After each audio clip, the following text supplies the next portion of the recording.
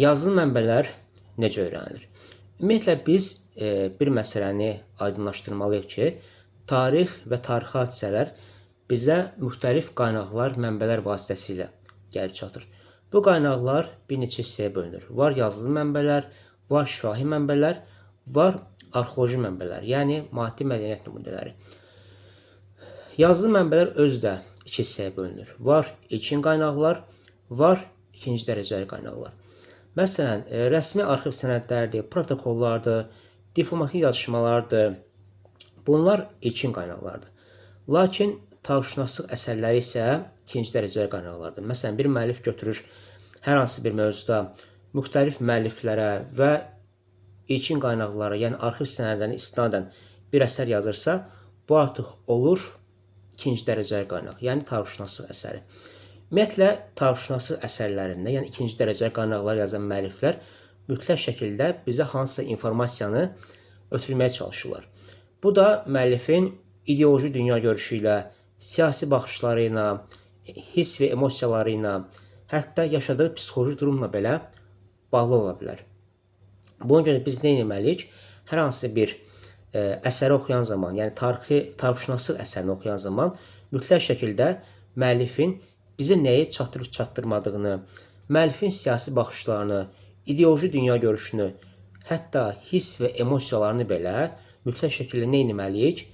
Analiz etməyi bacarmalıyıq. Ümumiyyətlə, bir məsələni mən qeyd etmək istədim ki, istənilən bir adam götürüb bir kitabı oxuyub, həmin kitabdakı informasiyaları insanlara çatdıra bilər. Lakin kitabı yazan müəllifin dünya görüşünü, onu bizə nəyi ötürmədiyini insanlara çatdırmaq, yəni müəllifin hətta siyasi baxış açılarını belə insanlara çatdırmaq, bu artıq tarixçinin işidir. Buna görə də tarixçilər nə etməlidirlər? Müxtəlif elmlərə, siyasətdir, psixologiyadır, fəlsəfə kimi elmlərə də vaqif olmalıdırlar. O gün mən boşuna bir post hazırlamadım. Yəni tarixi şəxsiyyətlərin siyasi psixoloji portreti ilə bağlı bir post hazırlamışdım. Həmin postda belə mən qeyd etdim ki, tarixi şəxsiyyətlər, yəni robot deyillər. Onlar müəyyən bir deməli qərar verən zaman, müəyyən bir addım atan zaman hər hansısa bir psixoloji gərginliyin içində ola bilirlər. Və bu da müəlliflər də elədir. Yəni müəlliflər də müəyyən bir əsərləri yazan zaman hər hansı bir psixoloji durumda, gərginlikdə və hətta siyasi baxış açılarının belə içində olurlar ki, o əsəri yazan zaman həmin siyasi dünya görüş müəllifin özünün ümumiyyətlə dünya görüşü mühüm rol oynayır. Mən bunu nümunələr üzərində də göstərə bilərəm. Məsələn, ümumiyyətlə rus tarixçiləri nə qədər Adolf Hitler və Almaniya tarixinə obyektiv yanaşmağa cəhd eləsələr də tam obyektiv ola bilməzlər. Çünki biz bilirik ki, tarixən Rusiya ilə Almaniya arasında müharibə olub, daha sonra SSR ilə Almaniya arasında müharibə olub və rusların da Adolf Hitlerə qarşı antipatiyasını nəzərə alsaq, biz başa düşəcəyik ki, rus tədqiqatçıları, rus tarixçiləri heç də hamısı ümumiyyətlə Adolf Hitlerə qarşı tam obyektiv olmaları, ümumiyyətlə həmin tarixçilərin, rus tarixçilərinin Adolf Hitlerə münasibətdə tam obyektiv olmaları mümkün deyil.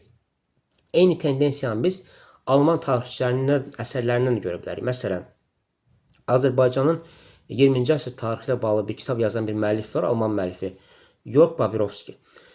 Həmin müəllifin bir kitabı var.